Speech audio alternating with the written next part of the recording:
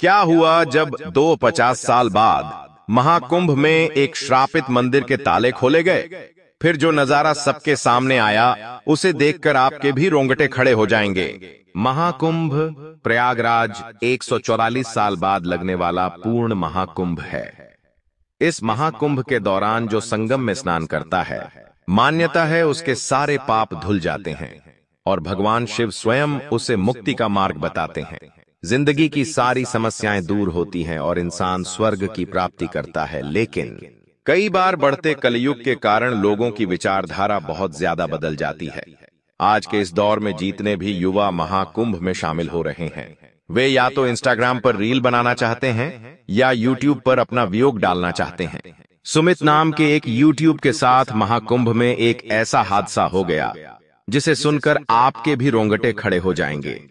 इस घटना से हमें यह जानने को मिलता है कि हमें जाने अनजाने में कभी भी सनातन धर्म की शक्ति के साथ छेड़खानी नहीं करनी चाहिए। सनातन धर्म का मजाक नहीं उड़ाना चाहिए। कभी कभी अंधविश्वास बहुत ज्यादा बढ़ जाता है, लेकिन एक बात बिल्कुल सत्य है कि जो हमारे शास्त्रों में लिखा हुआ है, हम उसे बदल नहीं सकते और ना ही झुठला सकते हैं। आज की यह घटना उसका जीता जागता प्रमाण है। सुमित नाम का एक यूट्यूबर जो दिल्ली शहर का रहने वाला था। दिल्ली का सामान्य युवा होने के नाते उसके अंदर बहुत ज्यादा मौज मस्ती भरा मन था। वो सभी के साथ हंसी मजाक करता था, बहुत खुलकर और मस्त रहता था, जिससे वो अपने यूट्यूब चैनल के माध्यम से व्लॉगिंग में दर्शाया करता था। उसकी लाइफस्टाइल बहुत यूनिक थी, लेकिन अक्सर वो चीजों को बहुत बड़ा बनाने पर ध्यान दिया करता था। वो छोटी छोटी बातों को बहुत बड़ा दिखाया करता था। इसी वजह से कभी कभी उसे मंदिरों में अपना कंटेंट मिल जाता था। कभी कभी वो मंदिरों की अफवाहें उड़ाकर वहां अंधविश्वास बताकर तरह तरह से लोगों को भ्रमित करता था। जब उसे पता चला कि प्रयागराज में महाकुंभ लगने वाला है, तो उसने सोचा कि मुझे भी प्रयागराज जाना चाहिए। उसे संगम में स्नान करने का कोई मन नहीं था, बस वो तो साधु बाबाओं की वीडियो बनाना चाहता था, उनका इंटरव्यू लेना चाहता था और एक बहुत बड़े सच को सामने लाना चाहता था जिसे कोई नहीं जानता।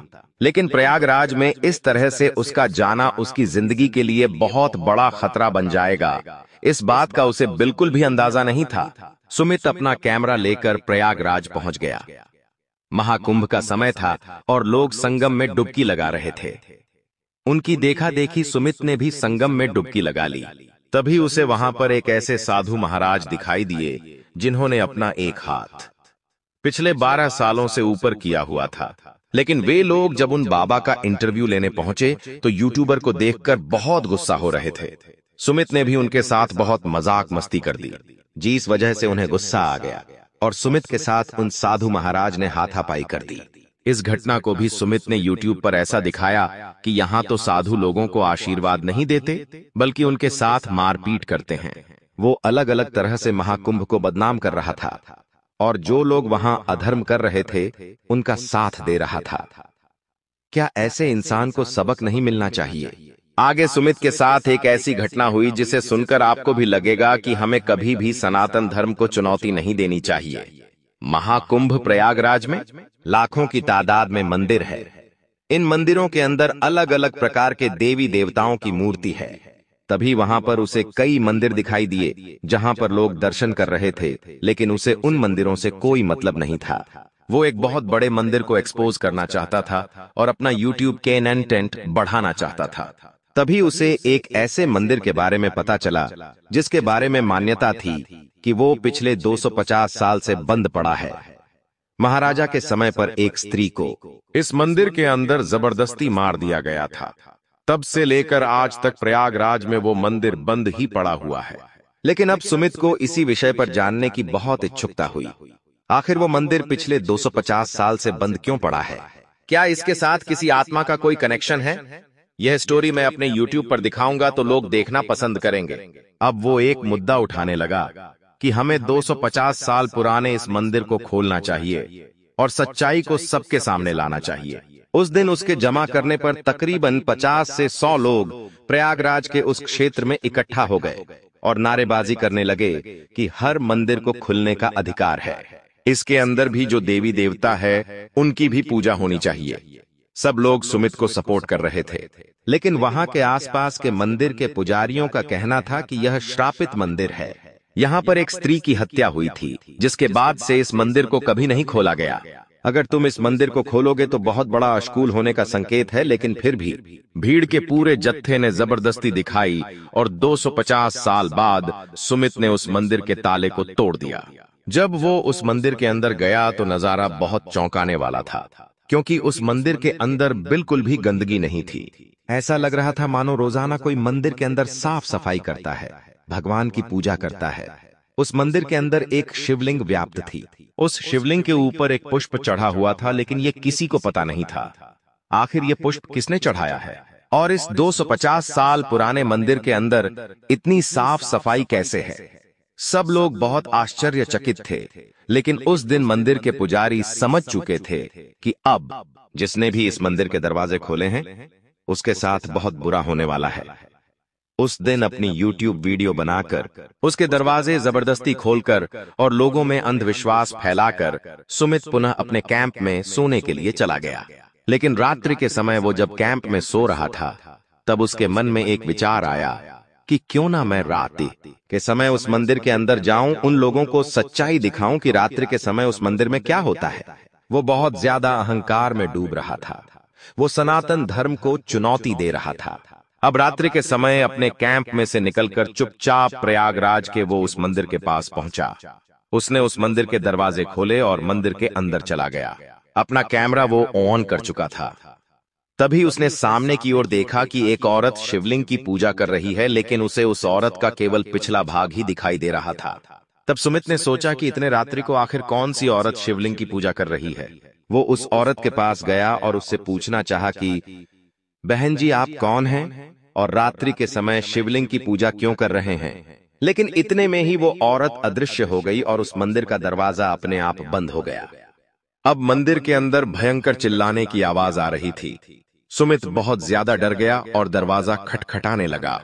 थोड़ी देर बाद वो दरवाजा अपने आप खुला और वो दौड़ता हुआ अपने कैंप में आकर सो गया। उसके छूट गए थे, उसके हाथ पांव कांप रहे थे। आखिर पसीने ये सब कैसे हुआ, उसे कुछ समझ नहीं आ रहा था। लेकिन ये बात तो वो समझ चुका था कि वह औरत जिंदा नहीं थी। जरूर वो एक आत्मा थी जिसे उस मंदिर में मार दिया गया था। उसने अपने कैमरे में वीडियोग्राफी देखने की कोशिश करी, लेकिन कैमरे में तो कुछ भी रिकॉर्ड नहीं हुआ था। वो बहुत ज्यादा डर चुका था। सुबह उसने पास के पंडित जी से इस बारे में चर्चा की। उन्होंने कहा कि हमने तुम्हें चेतावनी दी थी, लेकिन तुमने बिल्कुल भी ध्यान नहीं दिया और हमारी बात को स्वीकार नहीं किया। इसके पीछे सभी को एक घटना प्राप्त हुई। रीना नाम की एक लड़की महादेव की अनन्य भक्त थी, लेकिन यह मंदिर एक ऊंची जाति के लोगों का था। लेकिन वो निम्न जाति के लोगों को इस मंदिर में नहीं आने देते थे। इसीलिए रात्रि के समय चुपचाप रीना इस मंदिर के अंदर आती थी और भगवान की पूजा करती थी। एक दिन रात्रि के समय उसे मंदिर में आते हुए कुछ उच्च जाति के लोगों ने देख लिया और वो सब निम्न जाति के लोगों के लिए मिसाल ना बन जाए, इसलिए उसे खत्म करने की योजना बनाई। एक रात्रि को जब वह शिवलिंग की पूजा कर रही थी, कुछ उच्च जाति के लोगों ने उसके सर पर किसी हथियार से वार किया और वो इसी मंदिर के अंदर मर गई। सभी को यह दिखाया गया कि अगर आज के बाद किसी भी छोटी जाति के व्यक्ति ने इस मंदिर के अंदर प्रवेश किया तो उसका भी यही हाल होगा। लेकिन 2-3 दिन में अचानक स्थितियां बिगड़ने लगीं। धीरे धीरे मंदिर में बुरी बुरी घटनाएं हो रही थीं। मंदिर में लगा हुआ पंखा पुजारी के सर पर गिर गया। जिस व्यक्ति ने उस लड़की को मारा था, अचानक दिल का दौरा आने से उसकी मृत्यु हो गई। अब सब लोग बहुत ज्यादा डर गए थे।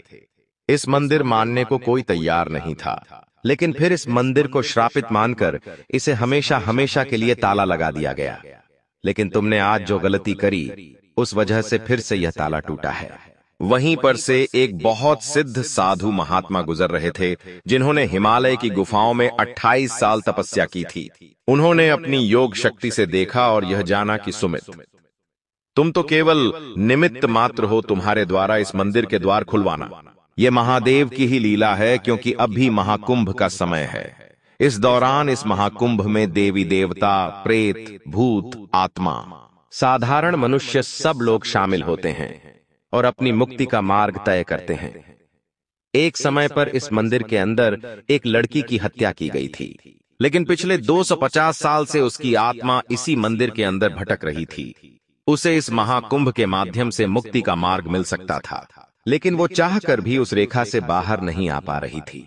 250 साल बाद तुमने श्रापित मंदिर का श्राप तोड़ा है और अब उस आत्मा की मुक्ति का शुरू मार्ग प्रशस्त हो गया है।